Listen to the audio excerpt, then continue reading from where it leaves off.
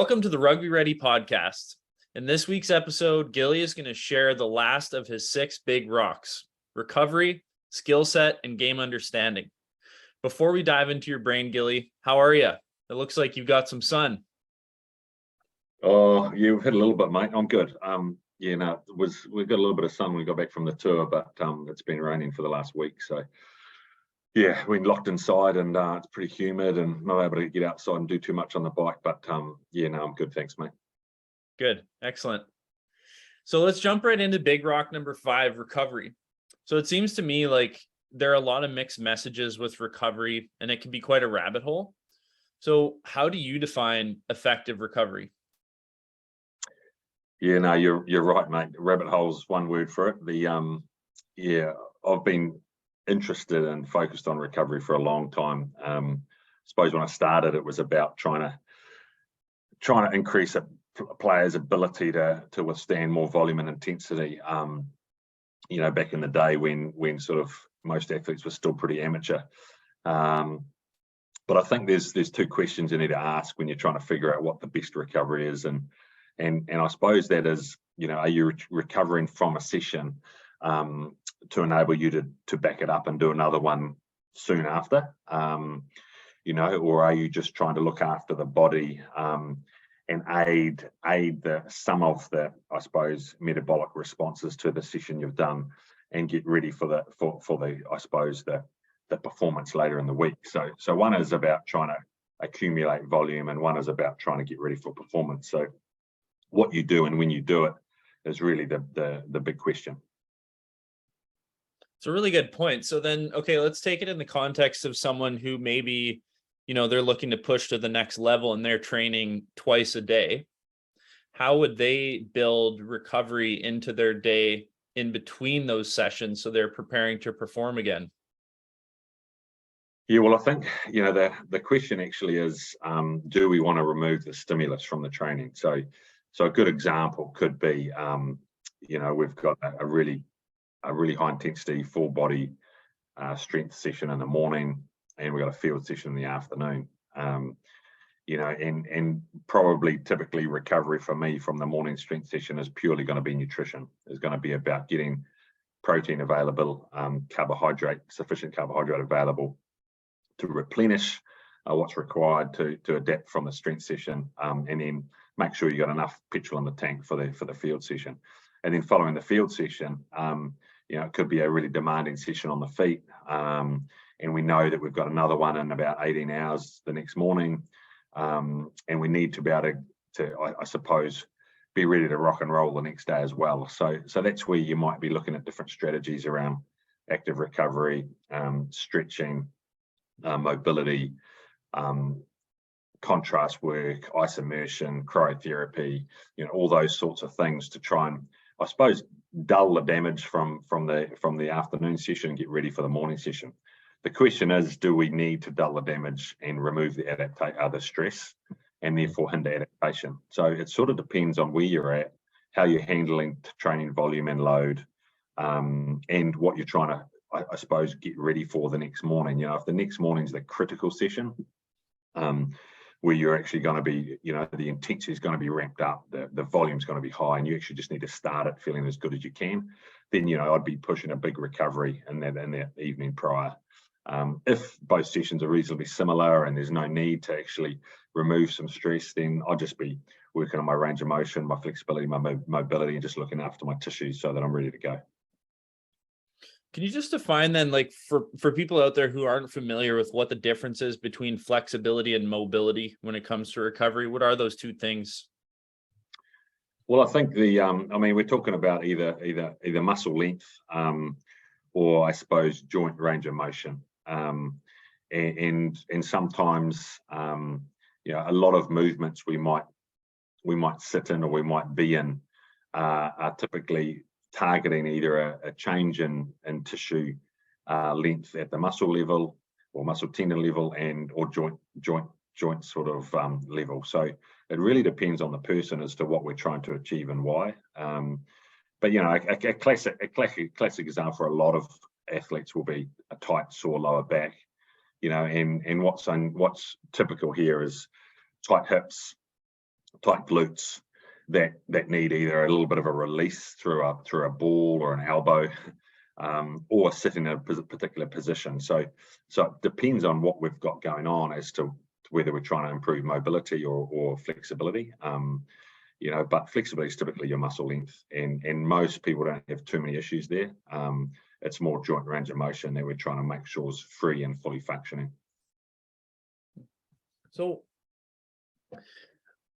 why, like, how can you sell recovery to an athlete? Maybe there's someone listening to this who doesn't prioritize it. Why should they put time and energy into it?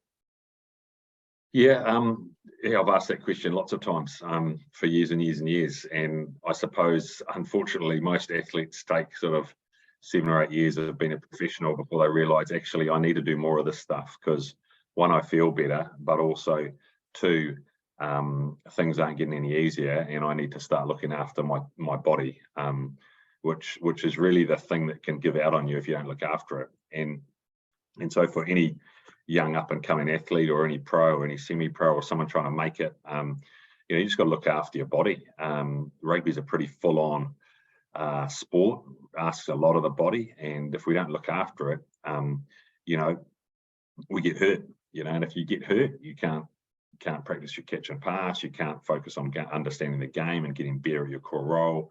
Any injury is bad, because it takes you away from that time on the field or that time on the park, actually refining your rugby playing ability. So injuries are something we're trying to prevent, and recovery is one way of trying to ensure that they don't creep up on us. Whether that's a tight glute leading to a tight back, leading to a poor form in the gym, leading to a back problem, an injury that occurs in a squat pattern with load. And I think that the second reason why everyone needs to be putting some attention to this area is because rugby is a full-on game on the weekend, where we need to have a full tank, and we need to be able to empty it for 80 minutes. And so recovery is it's actually about performance as well, not just about looking after the body, but also about performing on the game. And so filling the tank up and making sure that that's all good is key.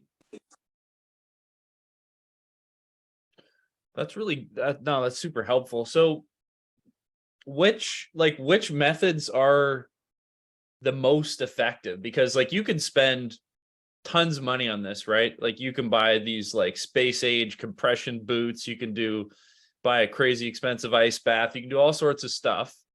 But for someone out there who's maybe on a budget and they just want to try to find maybe 3 of the most effective things they can do, what would those be?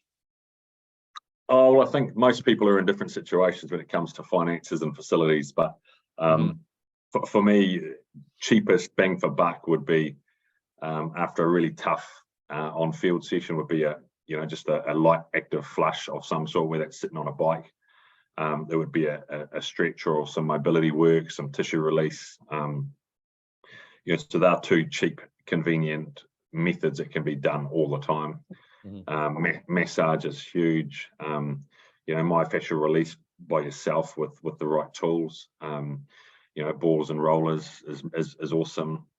We've got hot baths, we've got cold baths, we got getting a bag of ice and chucking in a cold bath at home after a really big session or after a tough game.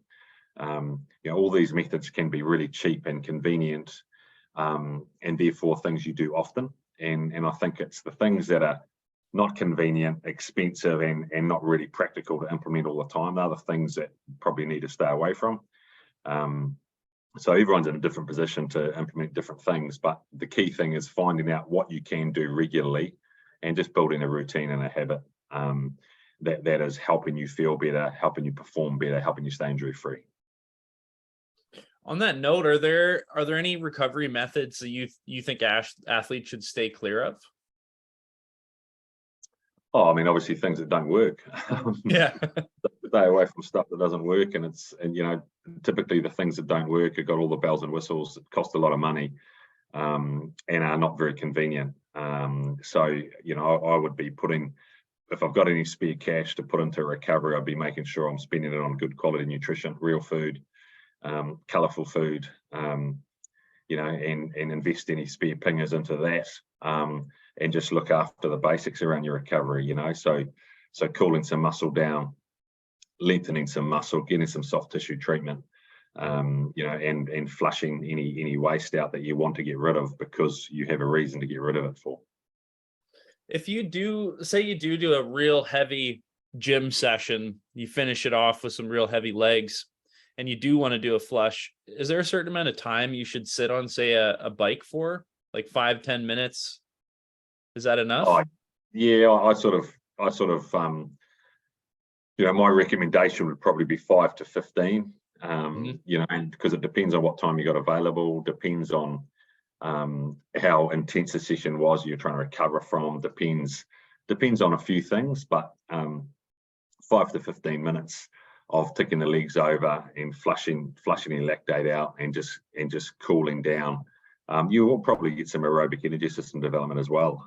So there's lots of benefits to it, but it does depend on what's practical and what's right for you and your situation and in your week.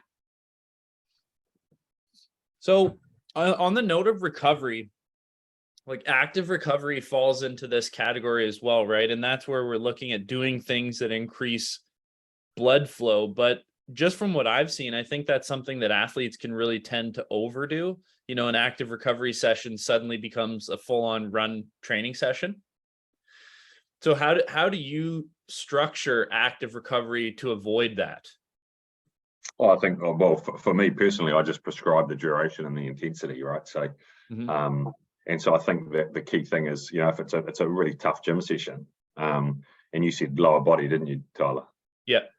You know, like I actually, personally, I wouldn't be doing an active recovery after a big leg day, you know, because actually we've torn the muscles to pieces. We've exposed the body to some high levels of force. We're trying to get strong. You know, I'd probably look more towards some flexibility or mobility type work. You know, or if need be, just because the legs are smashed, maybe 5 minutes, but no more. Spinning the legs out. But it should be purely that. It should be, you know, RPE of 1 to 2. You know, hardly even a heart rate up. You know, you're sort of talking about, you know, probably 180, you know, minus your age and a bit more in terms of your recovery heart rate. So, you know, so for me, that would be sort of in the 120s heart rate. Would be a light active recovery. Okay. How do you deal with athletes? And there may be someone listening to this who this describes accurately, that have a hard time taking time off in between training sessions and prioritizing their recovery. Maybe they see a rest day or an active recovery day and they decide to add in an additional training session to keep pushing themselves. Yeah, I think you just got to trust the process. Like the body's a living organism that needs time to absorb the stress and adapt accordingly. And if you keep throwing stress at it, you'll never realize the full adaptation and the full benefit. So I think you know, if you're reviewing your program and you're feeling like you need to do more, then maybe you haven't pushed hard enough when you had the opportunities to push hard. If on a day off you're feeling like you can do more, well, you obviously haven't worked hard enough in the previous sessions. You should need a day off if your training is of high quality.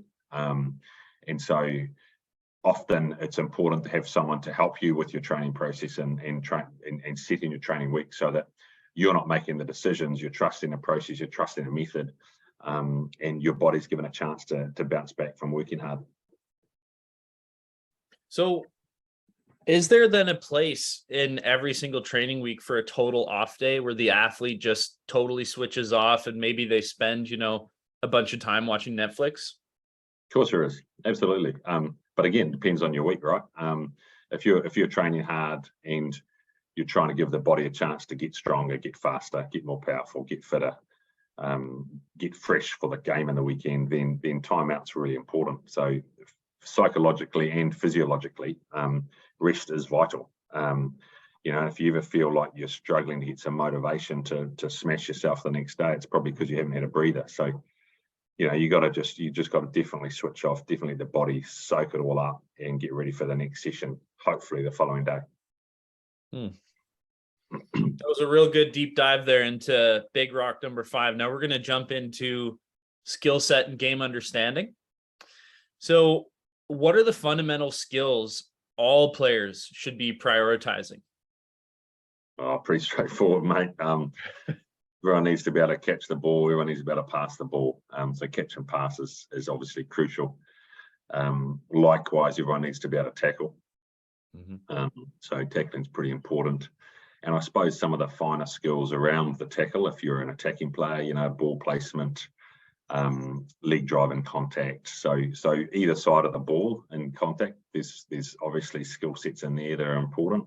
One, to be effective in your role, whether you've got the ball or you're defending, and then also, secondly, to not only be able to perform the role but do it safely. With rugby being a pretty fierce collision sport, your technique is really important to ensure that you can tackle all day long and not hurt yourself. So putting your head in the right place, wrapping the legs, getting the shoulder on, leg drive, all those small micro details of the skill are important. So catch and pass and tackle are probably the key skills for me. And then obviously if you're a back, half of the backs need to be able to kick the ball. So kicking would be a skill for half of the back line. So you would be, if you were on the training pitch right now and you saw, maybe you came to Canada, for those listening here, and you went out to a practice and you saw a bunch of players before training, what you might see is them sort of standing in a circle, chucking a ball around, right? Maybe not necessarily working on their skills. How do you kind of hammer it into players' brains that they need to be prioritizing the fundamentals? And as soon as they get to the field, like, that's a great time to do it. Don't just stand around, actually practice. Oh, it's something it's a no-brainer, isn't it? Standing around in a circle, throwing a ball around it can be a bit of fun and a bit of giggle, and that's fine. But most players, in fact, not most players, all players, regardless of the level, need to be able to improve their ability to catch and pass, to tackle. And I mentioned kicking for some of the backs, but there's even high ball reception, catching high balls, whether you're a lock forward or you're a fullback, high ball catching is important.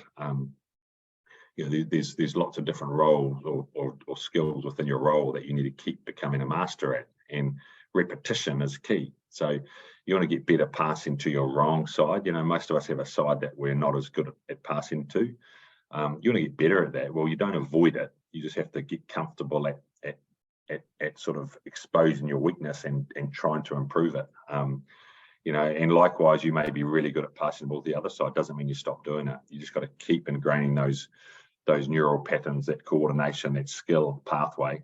Keep ingraining it. So under pressure, under fatigue, it's just natural. It just comes natural. Every pass you give in the game is perfect.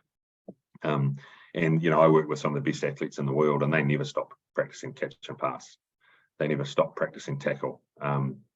It's an absolute bread and butter of the week. It's absolutely cornerstone. It's really good to hear. So when, on that note, like of working on your weakness, passing to your wrong side, how would you talk to an athlete? Like, maybe their coach has said to them they have a particular weakness they need to work on, but they also have something that they're like world class or they're really, really great at.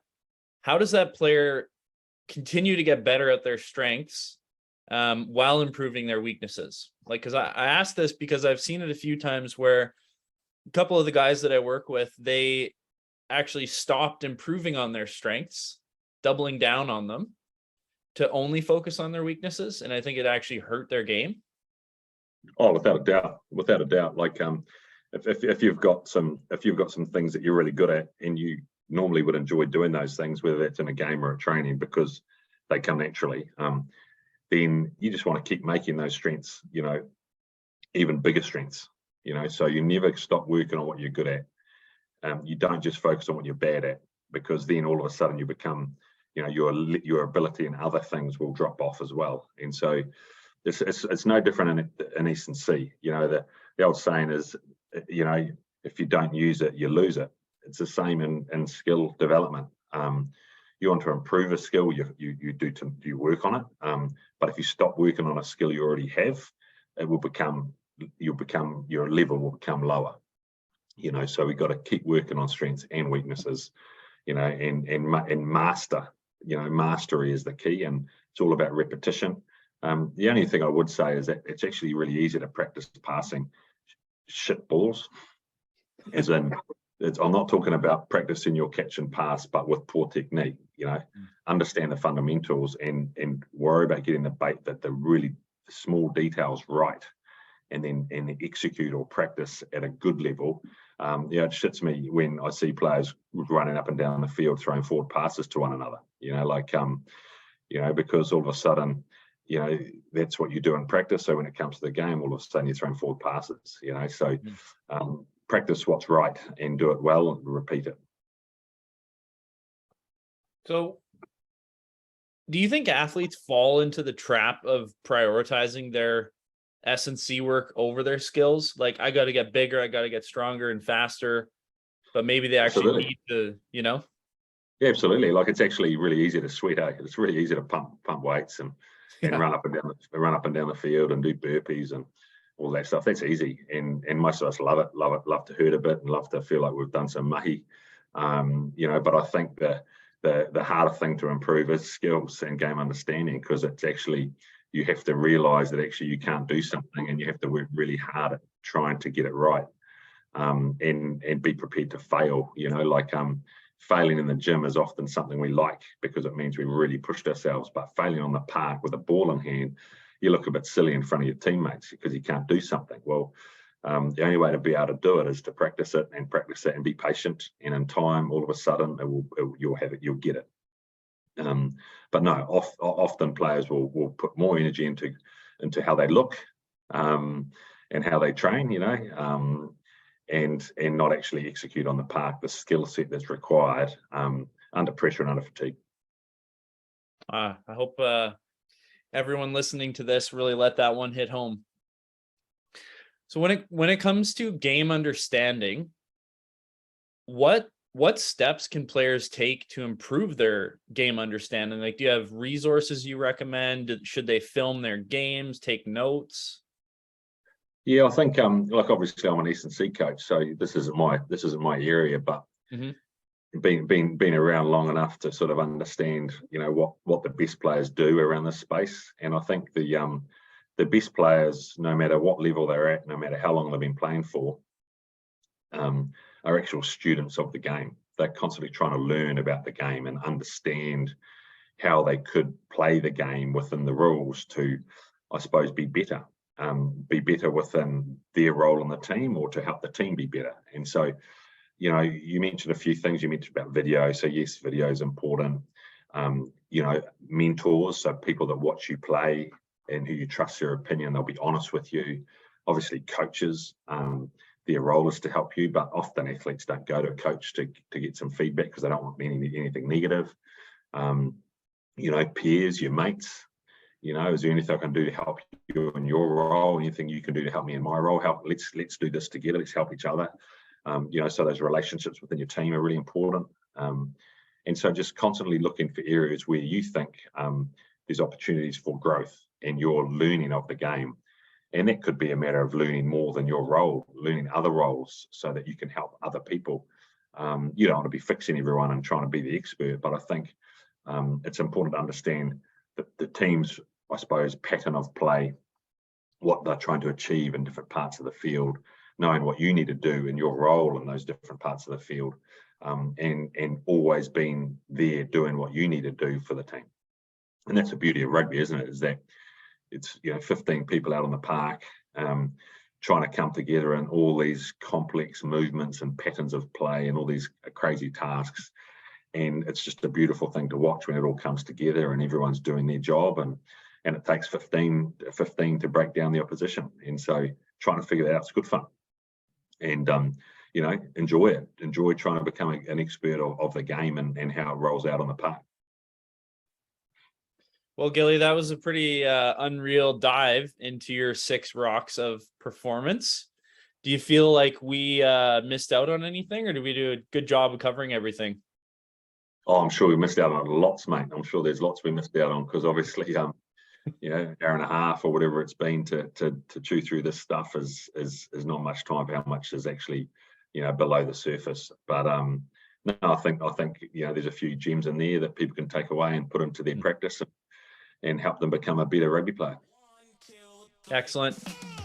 Well, thank you everyone for listening to this week's episode of the Rugby Ready podcast. We hope you enjoyed the episode and appreciate your support. Please subscribe to the pod, leave us a review, and send us your questions for Gilly on the Ask Gilly web form at www.rugbyready.ca.